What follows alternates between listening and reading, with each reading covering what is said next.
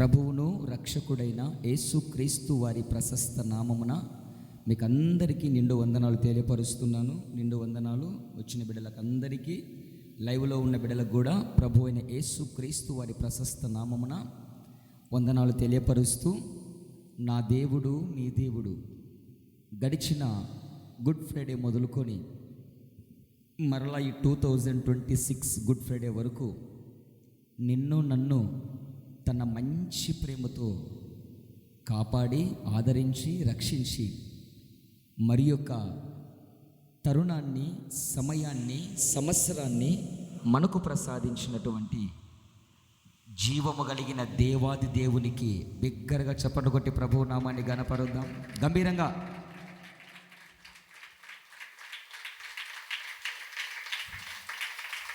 Right. సర్వోన్నతుడైన దేవుడు మనతో మాట్లాడుతున్న ఒక శ్రేష్టమైనటువంటి మాటలు జాగ్రత్తగా గమనించండి. ఎక్కడ మీ ఆలోచనలు డైవర్ట్ చేసుకోవద్దు. దేవుని మాట మీద మీ మనస్సు, మీ ప్రాణ, ఆత్మ సమస్తము కూడా కేంద్రీకరించే విధముగా చూడండి జాగ్రత్తగా. నా ప్రియ దైవ జనాంగమా, ఆత్మదేవుడు మాట్లాడుతున్నటువంటి ఆ మాటకు మనం ఓబే కావాలి, లోబడాలి. లోబడకుండా విధేయత చూపకుండా ఉంటే మనము ఆత్మను దుఃఖపరిచిన వారం అవుతామని లేఖనం సెలవిస్తుంది. కాబట్టి ఇన్నాళ్ళు మనం ఆత్మను దుఃఖపరుచుకుంటూ వచ్చాం. మిగిలిన శేష జీవితాన్న ఆత్మకు అనుకూలముగా మన జీవితాలను మనం మలల్చుకుందుముగాక. ఆమెన్. హల్లెలూయా. దేవునికి మహిమ కలుగునుగాక. ఈరోజు పరిశుద్ధాత్మ దేవుడు మనతో మాట్లాడుతున్న ఒక ప్రాముఖ్యమైన మాట. మాటలు కాదు, ఏంటి ఏం చెప్పాలి ఆ 7 మాటల గురించి మీకు తెల్లా? నేను కూర్చొని మీరు చెప్పండి, చెప్పరా?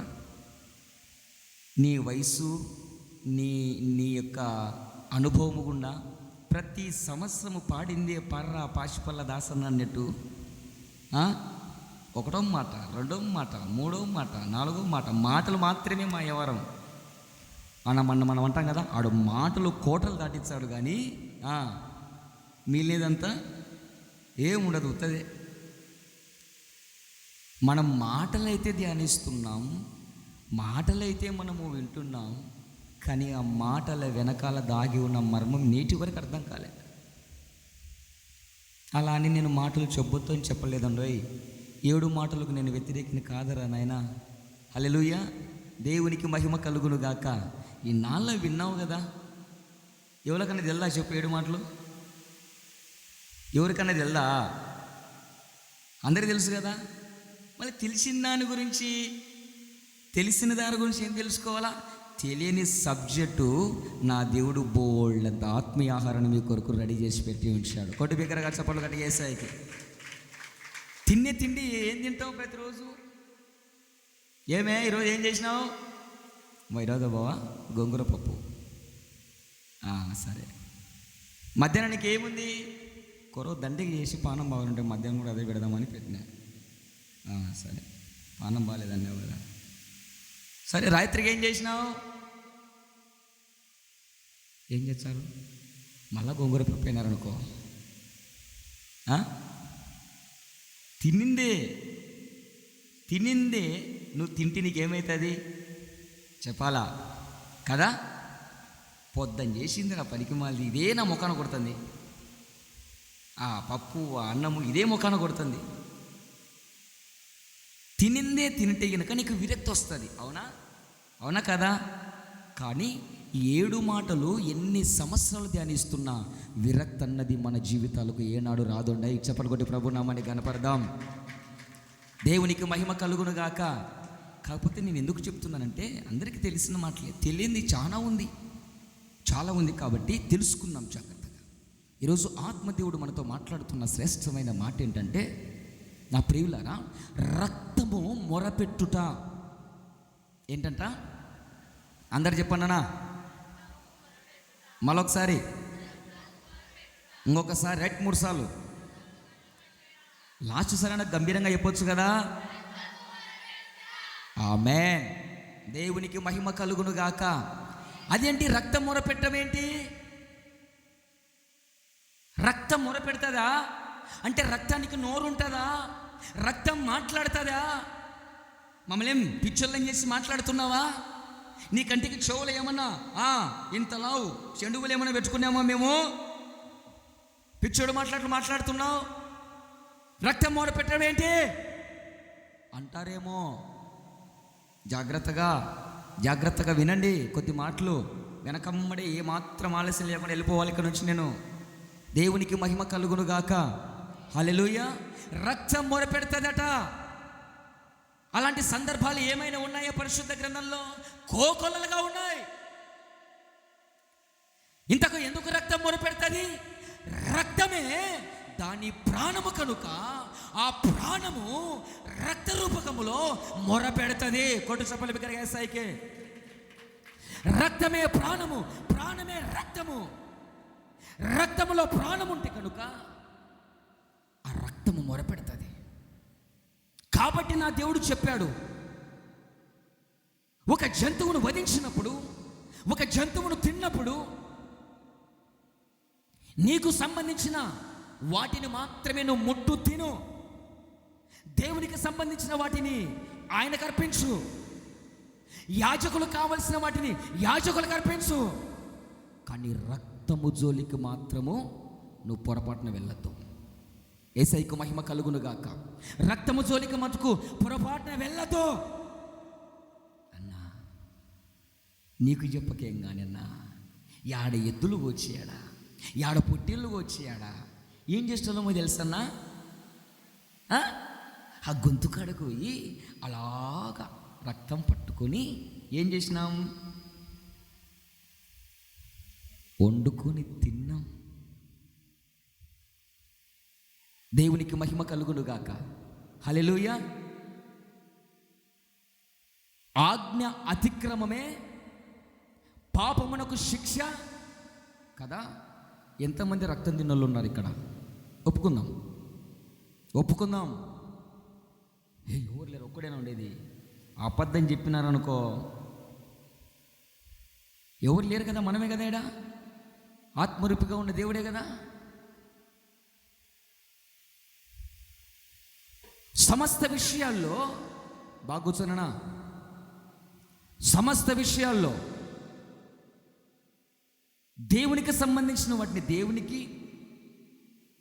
యాజకులకు సంబంధించిన వాటిని యాజకులకు, బలిపీఠం మీద దహించవలసినవి బలిపీఠం మీదకి, ఈ పనులన్నీ సక్రమంగా చేసి రక్తాన్ని వేరుగా చేసి కొన్ని భాగాలుగా, కొన్ని విధానాలుగా దాన్ని చెయ్యమని చెప్పాడు మోషే కాలంలో. ఈ రక్తం ఏం చేస్తుందయ్యా అంటే మొర పెడుతుంది.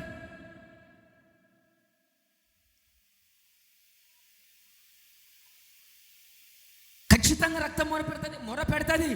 ఆ రక్తం వలనే కదా యాజకుడు తన కొరకు, సమస్త జనుల కొరకు సంవత్సరములకు ఒకసారి అతి పరిశుద్ధ స్థలం మీదకి వచ్చి 7 మార్లు కరుణాపీఠం మీద ప్రోక్షించి సమస్త మానవాళికి ప్రక్షాళన కలిగించేది రక్తమే కదా. రక్తము ఇప్పుడు ఏం చేస్తుంది? మాట్లాడుతుంది. రక్తమునకు నోరిచ్చాడు దేవుడు. రక్తము మొరపెడుతుంది. మనకందరికీ అర్థమైన రక్తం, మనకందరికీ మొరపెట్టే రక్తం, మనకందరికీ తెలిసిన రక్తం ఏంటో తెలుసా? ఎవరి రక్తం మొరపెట్టిందో తెలుసా? హల్లెలూయా. మనకందరికీ తెలిసిన రక్తం చెప్పాలా? హేబేలు రక్తం. ఆది కాండంలో, హలో మీకు తెలుసు కదా అడ్రస్సు. హల్లెలూయా. తెల్లా? ఎవరికన్నా తెలుసు కదా. దేవునికి మహిమ కలుగును గాక. వినండి, హేబేలు రక్తం. ఈ హేబేలు రక్తం ఏం చేసింది అయ్యా అంటే దేవుని సన్నిధిలో మొరపెట్టిందట. దేవుని సన్నిధిలో వెలవెలలాడిపోతుందట. దేవుని సన్నిధిలో కన్నీరు కార్చిందట. దేవుని సన్నిధిలో బాధను, వేదనను వ్యక్తం చేసిందట. ఎవరి రక్తం? ఎవరి రక్తం? హేబేలు ఎవరయ్యా అంటే నీతిమంతుడు. హల్లెలూయా. నీతిమంతుని రక్తం ఏం చేస్తుందంటే నీతిమంతుని రక్తము మొరపెడుతుంది. ఆ నీతిమంతుని రక్తం మొరపెట్టే మొర నీతిమంతుడైన దేవుడు వింటాడు. కోటి బిగ్గరగా హల్లెలూయా, దేవునికి మహిమ కలుగునుగాక. నీతిమంతుల రక్తము మొరపెడుతుంది. ఈనాడు అనేకులు నీతిమంతుల రక్తాన్ని కళ్ళ చూస్తున్నారు, నీతిమంతుల రక్తముతో ఆటలాడుతున్నారు, నీతిమంతుల రక్తముతో చెలగట్లాడుతున్నారు. బిడా జాగ్రత్త, పాపుల రక్తము మొరపెడితే వింటానలేదా నేనా? నీతిమంతుల రక్తము మొరపెడితే ఆ నీతిమంతుని రక్తాన్ని మొర వినటానికి సిద్ధంగా ఉన్న దేవుడు మాట్లాడుతున్నాడు. ఈరోజు నీతిమంతుల రక్తాన్ని కళ్ళ చూడటానికి కయ్యూను లాంటి వారు తయారవుతున్నారు. నీతిమంతుడైన హేబేలు రక్తముతో చెలగాటమాడినట్లుగా ఈరోజు చాలామంది నీతిమంతులైన సేవకుల రక్తముతో ఆటలాడుతున్నటువంటి కయ్యూను లాంటి వాళ్ళతో మాట్లాడుతున్నాడు దేవుడు. The one and only, the great, the man of God, pastor Praveen Pragadala. నీతిమంతుని రక్తం ఏం చేస్తుంది? మొరపెడుతుంది.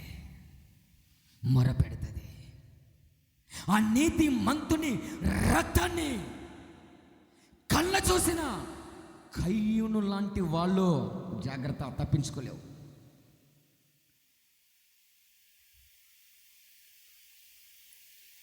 ఈరోజు సమయము నీదని, ఈరోజు అధికారము నీదని, ఈరోజు పెత్తనము నీదని, ఈరోజు ఇంకొకటి అన్ని నీవని నీ హయాము చలాగాటం ఆడొచ్చుండొచ్చు, నీ హయాము నడుస్తుండొచ్చు. But one time will become, ఒక సమయం వస్తుంది. ఏంటయ్యా సమయము అంటే, నీతిమంతుడైన హేబేలు రక్తము పెట్టిన మొర విన్న దేవుడు కయ్యోనును శిక్షించినట్లుగా, కయ్యోనును దేశదింబరి చేసినట్లుగా, కయ్యోనుకు నెమ్మది లేకుండా చేసినట్లుగా ఆ సమయము, ఆ టైమింగ్స్ రాబోతున్నాయి. కొట్టు చప్పలు బిగ్గరగా యేసయ్యకే. హల్లెలూయా. రక్తము మొర పెడుతుంది. ఈరోజు నీతిమంతుడైన పాస్టర్ ప్రవీణ్ పగడాల యొక్క రక్తాన్ని కళ్ళ చూసిన ఒరే కయ్యోను, నువ్వు ఎవడో ఎక్కడున్నావో ఆ రక్తాన్ని కళ్ళ చూడటానికి ఎవరెవరు సహకరిస్తున్నారో. ఏమైందయ్యా?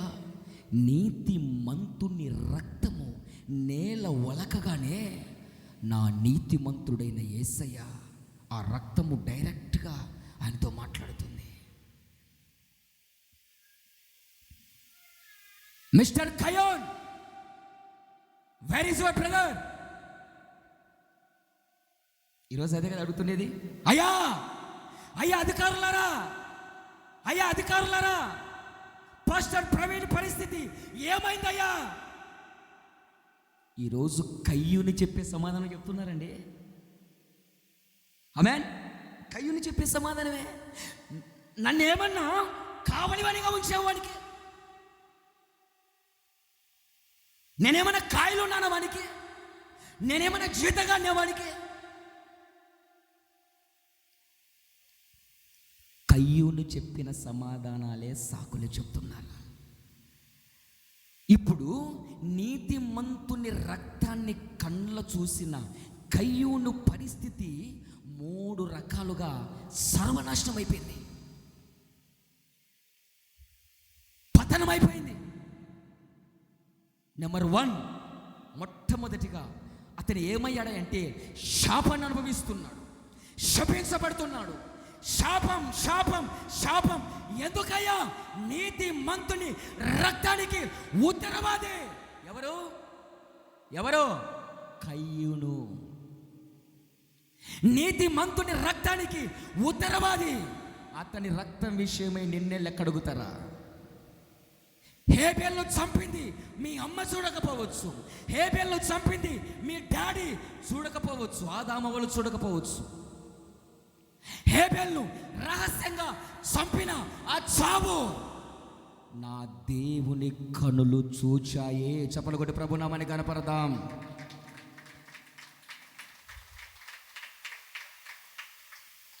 చూసాయి రహస్యంగా కయ్యూను హేబేలును చంపినట్లే ఈరోజు ఏమి జరిగిందయ్యా, ఏంటయ్యా?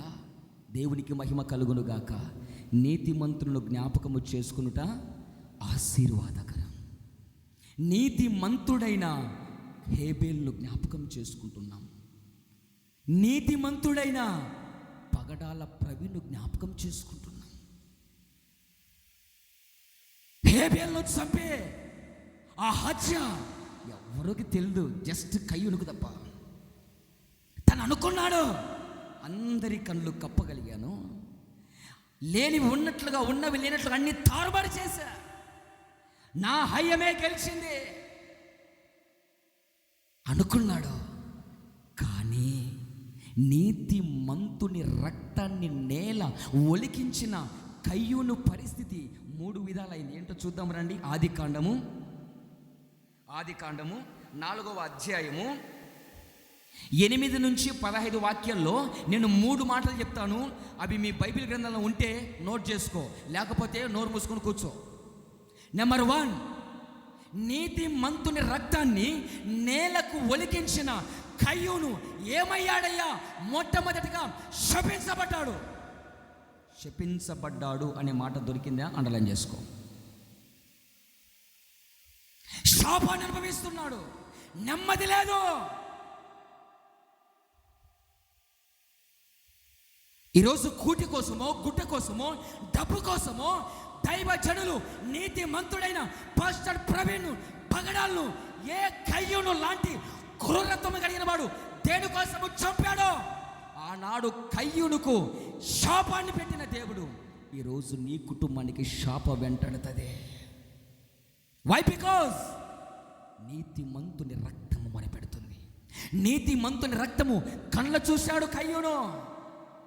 ఈరోజు నీతిమంతుడైన దైవజనులు పాస్టర్ ప్రవీణ్ రక్తాన్ని ఎవరైతే కళ్ళు చూశాడో మొట్టమొదటిగా వానికి వచ్చేది ఏంటంటే భూమి మీదనే వాడు నరకం అనుభవించాలా. ఆడు ఎవడైనా సరే, అతనికి సపోర్ట్ చేసిన వాడు ఎవడైనా సరే నరకం అనుభవిస్తారు, శాపం అనుభవిస్తారు, నెమ్మది లేని పరిస్థితి. తప్పుడు రిపోర్ట్లు తీస్తున్నారు. పందిని నందిని చేస్తున్నారు. తప్పు ఎవడిదా ఏంటో మనకు తెలియదు.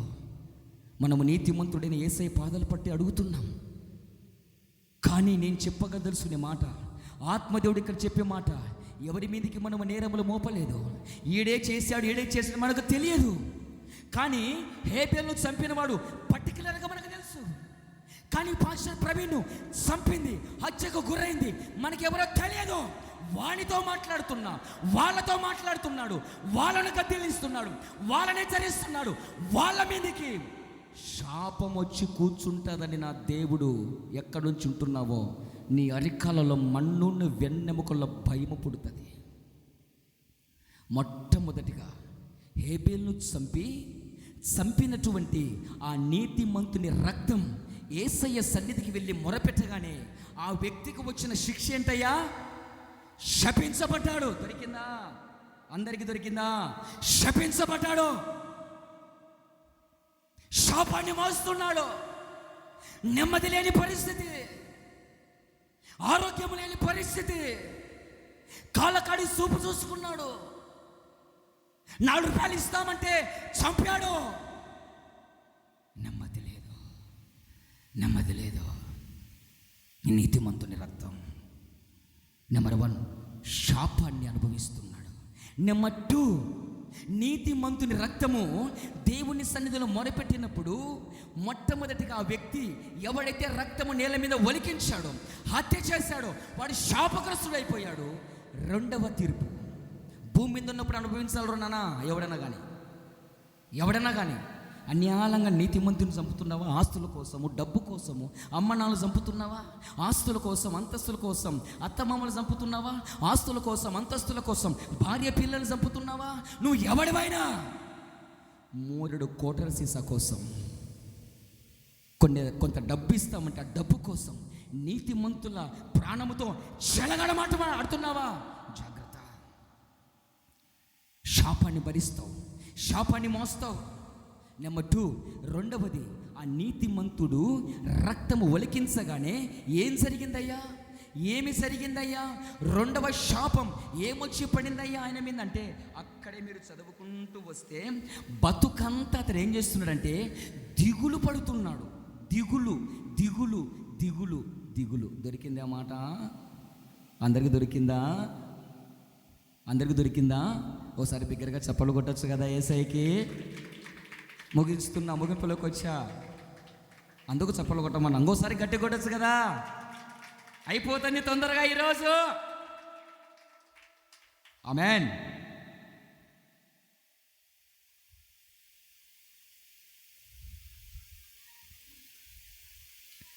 ఏమైందయ్యా రెండోది అంటే, తన బతుకంతా ఏమైందయ్యా అంటే, అదిగో అలా వాడు కూర్చొని చెంపకు చేతులు పెట్టి అలా దిగులు చేస్తా ఉన్నాడు. ఎవరు?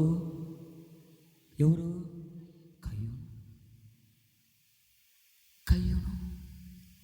ఏమిరా అట దిగులు చేస్తున్నావు? ఏమిరా?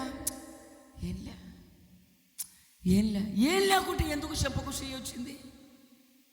నీ బతుకంతా దిగులు. ఆ దిగులుతో శరీర అవయవాలు కృషించిపోవాలి.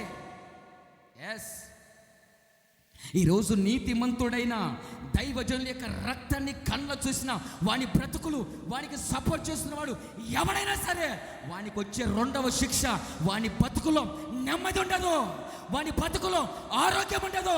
దిగులు. ఆ దిగులుతోనే సగం చచ్చిపోయేవరే. ఇప్పటికే సంవత్సరమైంది ఆ దైవజనుడు చచ్చిపోయి. సంవత్సరమైంది. నువ్వు ఎక్కడుండి మాటలు వింటున్నావో, అందరి కళ్ళు కప్పావు. బట్ కయ్యూను దేవుని కళ్ళు కప్పలేకపోయాడు. దైవజనులు పాస్టర్ ప్రవీణ్ చంపి అందరి కళ్ళు మోసావు, కానీ నా దేవుని కళ్ళు చూశారు. ఆ నీతిమంతు రక్తం విన్నాడు రోయ్ దేవుడు. కయ్యూని శపించినట్లుగా నిన్ను శపించడానికి మాట్లాడుతున్నారు రోయ్. నువ్వు ఎవరో నాకు తెలియదు, నీ వెనకాల ఏముందో నాకు తెలియదు, కానీ మా వెనకాల ఉన్న వ్యక్తి నీతిమంతుల రక్తాన్ని మొరపెడితే ఆ మొర వినే దేవుడు మా పక్షమున ఉన్నాడు. మాకు న్యాయము తీర్చే న్యాయాధిపతి త్వరగా రాబోతున్నాడు. ఒక్కొక్కరి తాట తీయటానికి రాబోతున్నాడు. ఈరోజు దళితుల పక్షాన ఎవరున్నారు? ఈరోజు మాదిగ వాళ్ళ పక్షాన ఎవరున్నారు? ఎవరు లేకపోవచ్చు. భూమి మీద ఎవడు సపోర్ట్ చేయకపోవచ్చు. మా కొరకు ప్రాణము పెట్టి నీతిమంతుడైన రక్తము కార్చిన యేసయ్య మా పక్షమున ఉన్నాడు.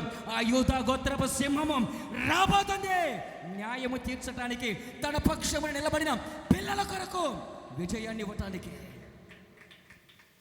చేయి అడ్డగోలు ఏం చేస్తావా? తెగించి వచ్చాము సావుకు తెగించి వచ్చాం. నువ్వు ఎస్సీ హోదా రద్దు చేస్తా, మీకు అవి రాకుండా చేస్తా, మీకు ఎస్సీలకు రిజర్వేషన్ చేయి.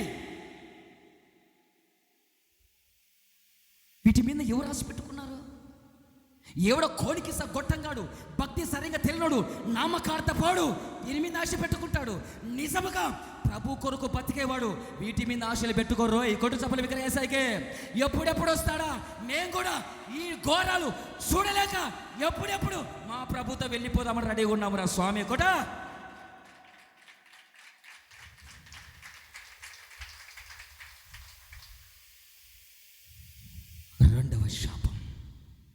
రెండవ శాపం బతుకంత దిగులు.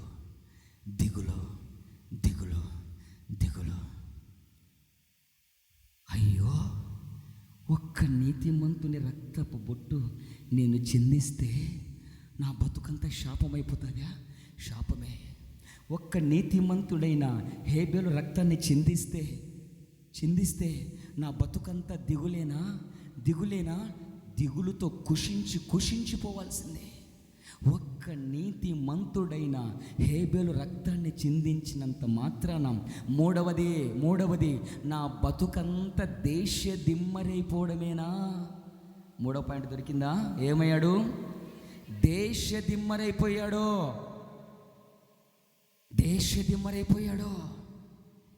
ఈ నీతిమంతుని రక్తాన్ని నేను కళ్ళ చూసి అయ్యో నేను నెమ్మదిగా ఉండలేకపోతున్నా, ఈ శాపాన్ని భరించలేకపోతున్నా, ఈ దిగులు మేము పడలేకపోతున్నా, ఈ మనోవేదన నేను అనుభవించలేకపోతున్నా అని ఎవడన్నా వచ్చి నన్ను సంపురా అంటే కూడా సంపడానికి వీల్లేదండోయ్. అతడి నొసటి మీద ఒక గుర్తేశాడు. ఆన్ని చంపినోనికి మామూలు ఉండదు ఎవరం. హల్లెలూయా. నా ప్రియులారా, ముగింపులోకి వస్తున్నా. నీతిమంతుడైన హేబేలు రక్తాన్ని కళ్ళ చూసిన కయ్యూను ఏ విధముగా శాపగ్రస్తుడు బతుకంత దిగులుతో దేశదిమ్మరైపోయి సర్వనాశనం అయిపోయాడో, హల్లెలూయా. ఈనాడు ఒక మానవుని రక్తము మొరపెట్టింటేనే విన్న దేవుడు, ఆ వ్యక్తికి శిక్షణ విధించిన దేవుడు ఈరోజు యేసుక్రీస్తు ప్రభుల వారి రక్తాన్ని అప్పగించిన యూదా ఇస్కరియోతు జీవితము కూడా శాపగ్రస్తంగా మారింది. నెంబర్ 2, బతుకంత దిగులు పశ్చాత్తాపంతో ఆ 33 వెండి నాణ్యాలు తిరిగి వాళ్ళకి ఇచ్చాడు. నెంబర్ 3, నెమ్మదిగా ఒక చెట్టుకు వెళ్ళి మెడకు మంగళసూత్రం వేసుకున్నాడు. హల్లెలూయా. గమనిస్తున్నావా? నీతిమంతుడైన హేబేలు రక్తాన్ని కళ్ళ చూసిన కయ్యూను పరిస్థితి సర్వనాశనం అయిపోయింది. ఒక మానవుని రక్తము మొరపెట్టింటేనే, ఒక నీతిమంతుని రక్తం మొరపెట్టింటేనే ఆమేన్ విన్న దేవుడు ఇప్పుడు సృష్టికర్త రక్తాన్ని కళ్ళ చూశాడు. సృష్టికర్త రక్తాన్ని అప్పగించాడు. సృష్టికర్త రక్తానికి ఇప్పుడు కొత్త నిబంధన గ్రంథంలో ఎవరు ఉత్తరవాద తెలుసా? యూదా ఇస్కరియోతు. నా ప్రియులారా, ముగింపులోకి ముగిస్తున్నా. నీతిమంతుని రక్తము కళ్ళ చూసిన కయ్యూను పరిస్థితి సర్వనాశనం అయిపోయింది. నీతిమంతుడైన యేసయ్య రక్తాన్ని అప్పగించినటువంటి యూదా ఇస్కరియోతు పరిస్థితి సర్వనాశనం అయిపోయింది. చెప్పదలుస్తున్న మాట, ఆత్మదేవుడు ఇక్కడ రాపించిన మీ మేలు కోరి మాట ఏంటంటే, నా యేసయ్య రక్తము నీ కొరకు మొరపెడుతుంది. ఎందుకో తెలుసా? ఈ రక్తము నీ కొరకు చిందించబడితే, ఈ రక్తము దగ్గరికి నీవు ఇంకా రాకుండా దూరమైపోతే, ఒక మానవుని నీతిమంతుని రక్తాన్ని విన్న దేవుడు సృష్టికర్త అయిన యేసయ్య రక్తాన్ని వింటున్నాడు. నీ క్షేమాన్ని కోరి చిందించబడిన రక్తం ఇది. రక్తం మొరపెడుతుంది. నువ్వు రక్తానికి ఉత్తరవాదివై ఉన్నావు. అన్నా, నేనేమి యూదా ఇస్కరియోతు మాదిరి యేసయ్య రక్తాన్ని నేనేమన్నా అప్పగించినానా? ఏమన్నా కయ్యూను మాదిరి నేనేమన్నా తమ్ముని రక్తాన్ని కళ్ళ చూసినానా? నువ్వేం చేయలేవురా నాయన, నువ్వేం చేయలే. కానీ ఏం చేస్తున్నావో తెలుసా? నీ మేలు కోరి చిందించబడిన ఆ రక్తం దగ్గరికి రాలేకున్నావు. ఈ రక్తము ఎవరి మేలు కోరి చిందించబడింది అయ్యా అంటే నీ మేలు కోరే. ఎందుకు మొరపెడుతుంది? ఆడు పాపంలో నుంచి ఇంకా బయటికి రావడం లేదేంటి? ఆడ అపవిత్రతలో నుంచి ఇంకా బయటికి రావడం లేదేంటి? వాని కొరకు రక్తము చిందించిన ఆ రక్తము యొక్క నీడలోనికి, ఆ రక్తములో కడగబడటానికి ఇంకా ఆలస్యం చేస్తున్నాడు ఏంటి అని యేసుక్రీస్తు ప్రభు రక్తానికి నువ్వు ఉత్తరవాదివి. ఎన్నాళ్ళు ఈ రక్తానికి దూరంగా ఉంటావు? నీ మేలు కోరి చిందించబడిన ఈ రక్తం దగ్గరికి రాకుండా, ఈ రక్తములో కడగబడకుండా, ఈ రక్తాన్ని సమీపించకుండా నువ్వు ఎన్నాళ్ళు రక్తానికి దూరంగా ఉంటావు? ఈ రక్తానికి దూరంగా ఉన్నన్ని రోజులు ఈ రక్తము గురించి నీవు, ఈ నీతిమంతుని రక్తము గురించి నీవు ఉత్తరవాదివి. ఇంతకు ఈ నీతిమంతుడు, యేసుక్రీస్తు అని నీతిమంతుడు ఎందుకు రక్తాన్ని చిందించాడు అంటే, నువ్వు ఇంకా నీతిమానుల పనులు చేస్తున్నావని, ఆ నీతి లేని పనులను వదిలిపెట్టుకొని నీతిమంతుడైన యేసయ్య రక్తం దగ్గరికి వస్తావని వెయిట్ చేస్తున్నారు ఆ స్వామి కూడా దగ్గరగా. ఈ పరిశుద్ధిని రక్తం నీ కొరకు ఎందుకు మొరపెడుతుందో తెలుసా? నీలో ఉన్న పాప రోత బ్రతుకును వదిలిపెట్టుకొని పరిశుద్ధుడైన యేసయ్య రక్తం దగ్గరికి నువ్వు వస్తావని ఈ రక్తము నీ కొరకు మొరపెడుతుందిరా. ఈ రక్తం ఎందుకు మొరపెడుతుంది? బాప్తిసము తీసుకున్న తర్వాత కూడా నీ బతుకు అతలకతలం అవుతుందని, ఎన్నాళ్ళు వీళ్ళు ఆత్మీయతలో స్టాండర్డ్గా స్థిరంగా నిలుస్తారని, ఇంకా నిలవలేకపోతున్నారని బాప్తిసము తీసుకున్న వాళ్ళ కొరకు ఈ నీతిమంతుని రక్తం మొరపెడుతుందండి. ఎన్నాళ్ళు పడుతూ లేస్తూ ఉంటావు, ఎన్నాళ్ళు పాపంతో చెలగటమాడుతావు, ఎన్నాళ్ళు నీతిమంతుని రక్తాన్ని గాయపరుస్తావు, ఎన్నాళ్ళు నీతిమంతుని రక్తానికి దూరంగా ఉంటావు. 2025 సంవత్సరాలు ఈ రక్తానికి, ఈ రక్తము నీ కొరకు మొరపెట్టిందిరా నాయన. నా బిడ్డ వస్తుంది, నా బిడ్డ వస్తుంది, నా బిడ్డ వస్తుంది, ఈ సంవత్సరమైన నా రక్తానికి న్యాయం తీరుస్తుంది, ఈ సంవత్సరమైన రక్తముతో కడగబడుతుంది, ఈ సంవత్సరమన్నా నా రక్తాన్ని సమీపిస్తుంది. ఆయన రక్తపు నీడలోనికి వస్తేనే, ఆయన రక్తపు గుర్తు నీలో ఉంటేనే ఈకు క్షేమము, నీ ఇంటికి క్షేమము, నీ ఒంటికి క్షేమము. ఇక కడబెక్కడా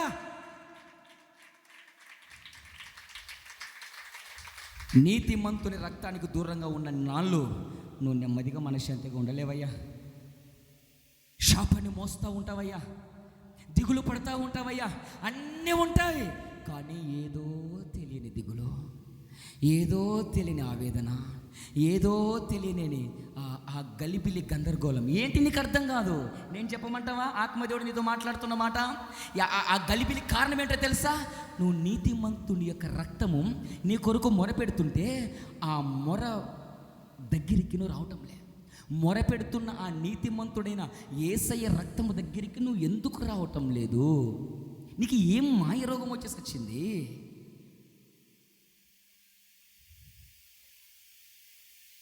నీతిమంతుడైన యేసయ్య రక్తము దగ్గరికి రాకపోతే, హల్లెలూయా, నీ విషయంలో కూడా ఈ 3 జరుగుతాయి. శాపాన్ని అనుభవిస్తావు, బతుకంత దిగులుతో ఉంటావు, దేశదిమ్మరివై తిరుగుతావు, ఎక్కడ రాలిపోతావో ఎక్కడ వాడిపోతావో తెలియదు. కాబట్టి నిర్ణయం నీది. నా దేవుడు నీ మేలు కోరి మాట్లాడుతున్నాడు. అక్కడ హేబేలు రక్తము మొరపెడితే, ఆ మొరపెట్టిన నీతిమంతుడైన ఒక మానవుని రక్తాన్ని విని, రక్తము కళ్ళ చూసినటువంటి తన అన్నను శిక్షించిన దేవుడు. దేవునికి మహిమ కలుగును గాక.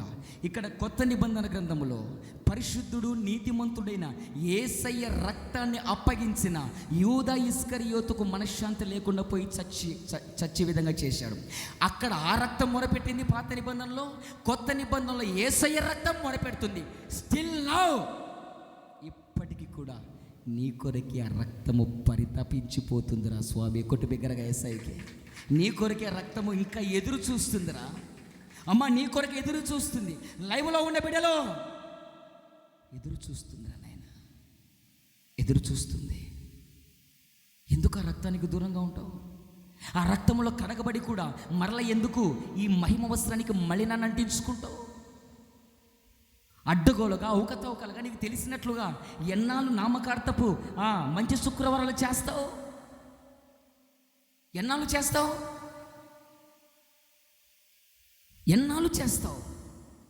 నీతోనే మాట్లాడుతున్నాడు. అక్కడ ఆ నీతిమంతుని రక్తం మొరపెట్టింది పాత నిబంధన గ్రంథంలో, విన్నాడు.